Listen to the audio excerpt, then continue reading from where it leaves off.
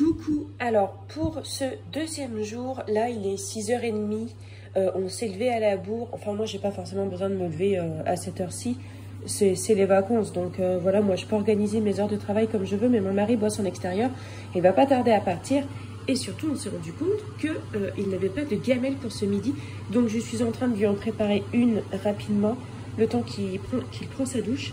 Parce que là, comme nos comptes sont à il n'y a pas de sous dessus, ce midi, mon mari, s'il n'y a rien de prêt, il va pas manger. Et j'ai pas envie qu'il ne mange pas, donc du coup, je lui prépare une petite salade hyper rapide avec tomates, oignons, et puis je vais faire cuire des pâtes.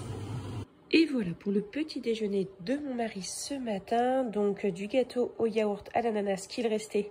Et dont je vous ai parlé dans la vidéo d'hier.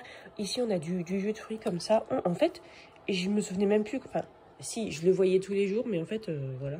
On avait acheté ça pour ce week-end. On avait acheté 2 bouteilles et on les a même pas bu. Donc, du coup, c'est cool. On profite de ça. Une clémentine s'il veut. Et puis voilà. Et puis, pour notre petit déjeuner à nous avec les enfants, je vais faire des pancakes. Mais moi, je déjeune rarement. Je bois une ricorée le matin et puis c'est bien.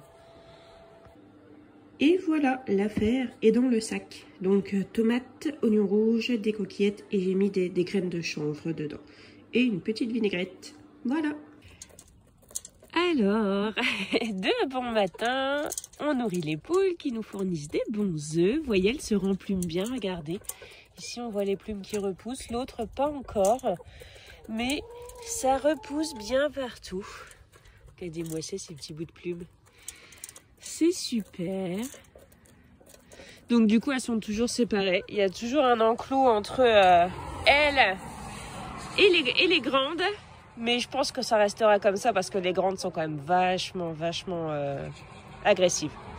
Avec elles, hein. Moi, elles sont pas agressives avec moi, mais c'est vrai qu'avec les autres, elles sont pas tendres.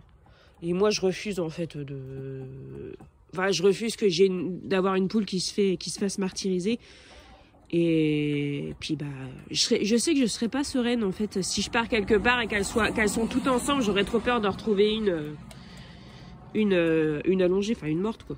Donc du coup pour l'instant on reste comme ça. Je réessaye de temps en temps pour voir, mais à chaque fois elles se précipitent dessus pour les attaquer. Donc bah voilà, c'est tout. On verra bien. Mais du coup là les filles elles recommencent à pondre. Hier ici il y avait un œuf mou. Et dans le poulailler, il y en a un aussi, il faut que je le retire. Par contre, elles ne savent pas trop où pondre, les pauvres poulettes. Donc, je pense que je vais leur mettre un œuf dans un pondoir pour qu'elles captent. Elles avaient bien compris au début, mais ça fait plusieurs jours qu'en fait, les œufs sont en dehors du poulailler. Mais vraiment, les œufs sont dehors. Et je pense que, étant donné que ça, c'était des poules... bah voilà, d'un élevage intensif, je pense qu'elles ne devaient pas avoir l'habitude d'être avec leurs œufs. Vous voyez, dans les élevages, elles pondent dans des endroits et les œufs tombent et sont récoltés plus loin. Et je pense qu'elles n'ont pas l'habitude en fait d'avoir leurs œufs et du coup peut-être que ça les dérange. Je sais pas, c'est à voir. Voilà, je fais un peu de psychologie volaillesque. Bon allez, je rentre parce que ça caille. Ça caille et il pleut. Les poules mouillées. Ouais, oui. Donc, je suis en train de préparer les pancakes pour le petit déjeuner. J'ai fait un mélange de farine et de flocons d'avoine. Flocons d'avoine, ça apportera vraiment quelque chose. Puis ça va bien caler les enfants, c'est-à-dire qu'ils n'auront pas faim à 10 h par exemple. Avec 2 yaourts. Voilà. Donc, c'est une recette approximative que je fais. Je vais mettre des œufs aussi, bien évidemment. C'est une recette approximative que je fais, mais si vous voulez, j'ai une recette sur mon site. Je vous la mettrai dans la barre de description. Normalement, il faut des bananes dedans, mais je n'ai plus de bananes, que ce soit au congèle ou dans ma corbeille de fruits. Donc, du coup, je fais sans. Mais voilà, j'ai mis des flocons d'avoine en général. Enfin, en général, non, les enfants aiment bien. Franchement, ça, les flocons d'avoine, j'ai pas de problème avec les enfants si je les ajoute dans les pancakes.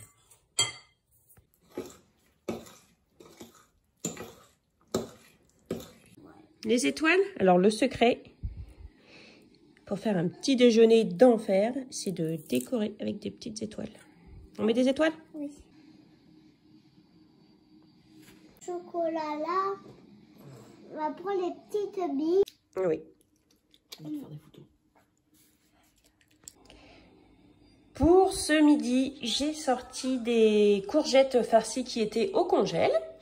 Voilà, et je vais faire cuire du riz également. Donc ça, je vais déjà mettre ça au four. Je vais le mettre à température basse pour que ça décongèle tout doucement. Et après, je mettrai un petit peu plus fort. Puis j'ai mis un petit peu d'huile et j'ai mis le demi-oignon que j'avais au frigo. Donc là, le congélateur du garage, en fait, je vais pouvoir l'éteindre puisqu'il ne reste plus qu'une boîte de chipolata. Et je vais le mettre dans le congèle du frigo. Étant donné que mon four est en route, je vais en profiter pour faire cuire les courges, la courge butternut que j'ai coupée en deux et que j'ai vidée. Et je vais déjà la faire pré-cuire, ensuite je vais la vider un peu et j'ajouterai de la farce. Je vous ai déjà montré ça dans une dernière vidéo, mais il m'en reste une. Et étant donné que je cuisine avec ce qu'on a à la maison, voilà. Donc je vais la faire cuire tout de suite, comme ça je vais profiter de la chaleur du four qui est en train de faire cuire les courgettes farcies.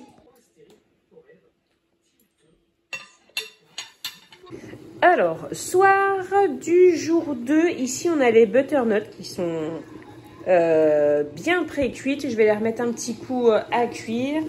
Ici, je cuis 2 grosses pommes de terre, puisque cette fois-ci, je voudrais faire une farce butternut, pommes de terre et tout mélanger avec de la crème et puis des lardons. Je vais essayer comme ça. Dernièrement, on a mangé des pommes de terre farcies au fromage. Vous savez, on dit façon pataterie, mais bon, voilà. Et franchement, c'était super bon. Et de toute façon, là, les grosses pommes de terre qu'on a ici, ce sont des pommes de terre Eco Plus qu'on a achetées à Leclerc à 1,99 € les 5 kilos, je crois. Mais elles sont super bonnes. Après, ce sont des pommes de terre pour faire de la purée et des frites. Mais elles sont tellement bonnes, elles ont tellement de goût. Franchement, elles sont vraiment bonnes, quoi. Voilà, il y a des fois où c'est pas top, mais il y a des fois où, voilà, la variété est extra. Et là, franchement, elles sont super bonnes. Donc, du coup, je vais mélanger butternut et pommes de terre, faire façon purée et tout refarcir. Mais je vais quand même regarder avant sur Internet si la butternut se marie bien avec la pomme de terre, puisque je n'en ai aucune idée. Et parce que moi quand je cuisine la butternut c'est comme ça, voilà, ou façon Hasselback. Et donc du coup je vais regarder parce que si jamais ça va pas ensemble, c'est pas la peine, je veux pas gaspiller en fait. Alors j'ai vu des recettes de gratin, j'ai vu des recettes de purée, donc je pense que ça ira très bien ensemble. Impeccable. Bon, il est bientôt 8 h et mon mari est encore au travail. Non, bientôt 8 h, qu'est-ce que je raconte? Non, il est bientôt 7 h 30. Mon mari est encore au travail puisqu'il y a eu un incident sur un des chantiers et du coup, en fait, voilà, il faut aller réparer tout de suite. Donc du coup, il va rentrer super tard. Voilà. Donc j'espère juste que je pourrai avoir le temps de finir de préparer ça avant qu'il arrive, mais je pense que oui. Alors ici on a les pommes de terre réduites en purée, les lardons revenus avec des oignons. J'ai mis le restant d'emmental que j'avais au frigo. Ah oui, mais du coup c'est vrai, je vous ai pas montré, mais c'est parce que c'était dans la vidéo d'hier. Mais il me restait un fond d'emmental que j'avais fait exprès de garder, un peu de raclette et un vieux bout de reblochon. Voilà, donc j'ai tout mélangé là-dedans. Et je vais gratter les 2 demi-courges en fait pour avoir un peu de butternut à mettre dedans. Et ensuite je vais farcir les butternuts et ça va être trop bon. Ça va être trop bon. Bon par contre là j'ai maintenant, à partir de maintenant, j'ai 0 fromage dans mon frigo. Voilà, pas de fromage.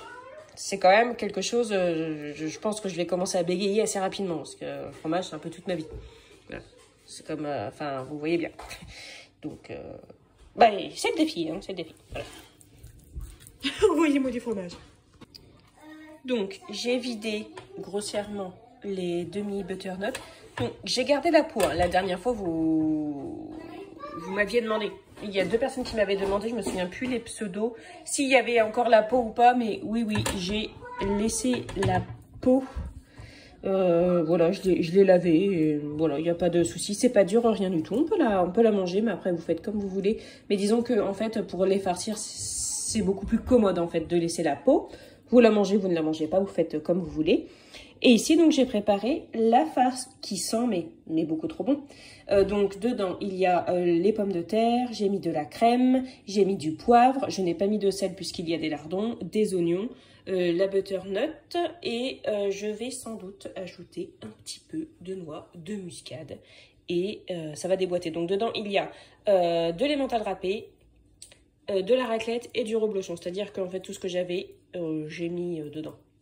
Et c'était très bien comme ça. Enfin c'était très bien comme ça. Ça va être très bien comme ça. Et voilà, c'est prêt. Je vais mettre ça au four.